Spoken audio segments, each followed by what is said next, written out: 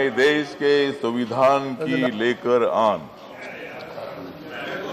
मैं देश के संविधान की लेकर आन। कहता हूं मैं देश में एक ही है।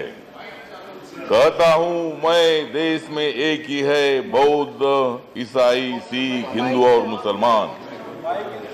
माइक चालू नहीं गया? ठीक है, बोलिए बोलिए, आई कैन हियर। ठीक है, उधर आइए। उपाध्यक्ष महोदय, मैं देश के संविधान की लेकर आन। कहता हूं मैं देश में एक ही है, बौद्ध, ईसाई, सिख, हिंदू और मुसलमान। वक्त आया तो सभी देते हैं देश के लिए जान। वक्त आ गया तो सभी देते हैं देश के लिए जान। सभी को मिलकर बढ़ाना है देश का सम्मान। आप दोनों भी है हिंदू,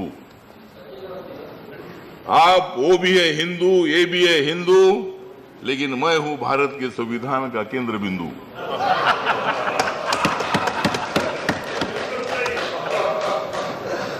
मैं नहीं हूं भोंदू, मैं नहीं हूं भोंदू, लेकिन मेरे मित्र है सारे हिंदू। तो आज एक चर्चा हो रही है, ये अच्छी बात नहीं है। गो हत्या के नाम पर किसी की हत्या हो, किस पर हमले हो, पिटाई हो, दलित समाज पर अत्याचार हो। देश की आजादी को 70 साल पूरे हो रहे हैं और मुझे लगता है कि इसी तरह की हिंसा करना ये संविधान के खिलाफ है, कानून के खिलाफ है। मुझे लगता है कि भाई इस विषय पर दलित अत्याचार और गो हत्या के संबंध में नहीं होनी चाहिए राजनीति।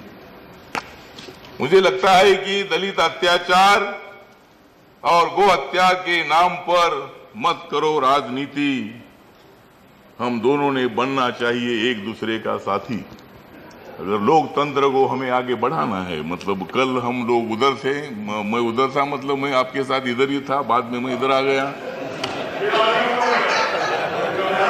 तो ये तो राजनीति में चलता है, मतलब यहाँ आना और वहाँ आना ये तो चलते रहता है। लेकिन मुझे लगता है कि सरकार को सहयोग देने की संविधान ने जिम्मेदारी आप पर दे दी है। इन्होंने ये जिम्मेदारी बहुत साल निभाई, अभी आपको निभानी है 10 साल, 15 साल, 20 साल। मतलब जब तक नरेंद्र मोदी है, जब तक है देश में नरेंद्र मोदी, तब उनके पास रहेगी सत्ता की गादी। तो मतलब वो काम कर रहे, सबका साथ सबका विकास का काम कर रहे हैं। उन्होंने गो हत्या के नाम पर गुंडागर्दी का करने वालों का ऐलान किया है।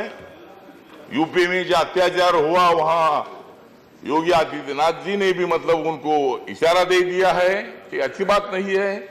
और यहाँ ये लोग गए, ऐसा तो समझना ही ठीक नहीं है। कौन सी पार्टी के है, कौन सी भी पार्टी के होने दो, मेरे पार्टी के भी होने दो, मैं उनको अंदर डालने के लिए तैयार हूं। मैं मतलब किसी भी पार्टी के हो, यहाँ कोई पार्टी का विषय नहीं उपाध्यक्ष महोदय। लेकिन इसी तरह की हत्या हो रही है, हमले हो रहे हैं, इसको रोकने के लिए सरकार ने कोशिश करनी चाहिए। दलित समाज पर सहारनपुर हो या और भी कहाँ हो, ठीक है, जगह जगह पर मतलब इसी तरह के अत्याचार हो रहे हैं। धन्यवाद। आज देश भर में कम से कम 45,000 से ज्यादा अत्याचार होते हैं। आपके कार्यकाल में भी अत्याचार हुए हैं, इनके कार्यकाल में भी अत्याचार हो रहे हैं। इसका मतलब कोई कांग्रेस की सरकार या बीजेपी की सरकार अत्याचार करने के लिए बोलती नहीं है। आज भी जातीय व्यवस्था कुछ लोगों के दिमाग में है। धन्यवाद। जातीय व्यवस्था को खत्म करने के लिए मेरा निवेदन ये है कि हम सब लोगों ने मिलकर मतलब देश को मजबूत बनाने की आवश्यकता है।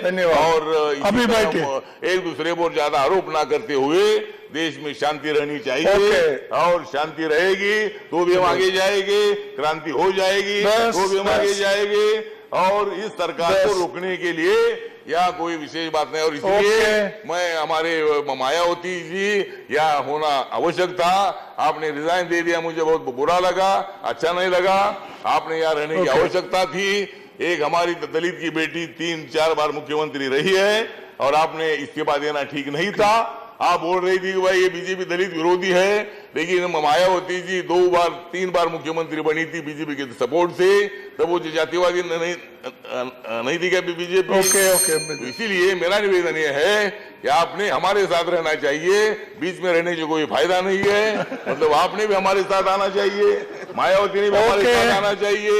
आप आइए, मैं इस तरह आप आइए, अगर मायावती नहीं आती है तो आप आइए, मतलब कोई ना कोई तो आना चाहिए हमारे साथ। तो इसीलिए मुझे लगता है कि हम इसी तरह की राजनीति नहीं करनी चाहिए। ओके, अभी बैठिए चाहिए, अभी बैठिए, लोग मिलकर काम ओके करेंगे। बैठिए प्लीज, यही मैं आपको निवेदन करना चाहता हूँ। लेकिन अभी बैठिए। मेरे पार्टी को टाइम कम मिलता है, मैं अकेला हूँ, लेकिन अगली बार मैं ज्यादा लोगों को चुनकर लाऊंगा। ओके बैठिए नाउ